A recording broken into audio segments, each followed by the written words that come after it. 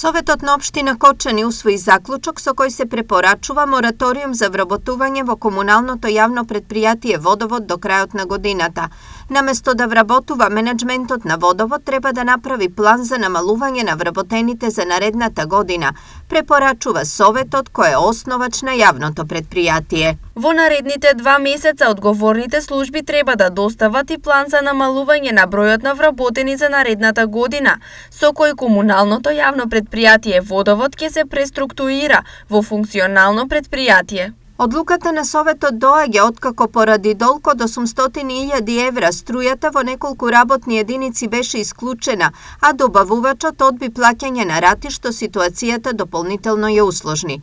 Во исто време кочанските советници го отфрлија и предлогот на Водовод за покачување на цената за метар кубен геотермална вода на 66,88 денари. Со неизгласувањето на цената за метар кубен геотермална вода, 12 стопански субјекти корисници на геотермална вода се принудени да бараат алтернативни форми на енергија кои се 4 пати поскапи од геотермалната вода.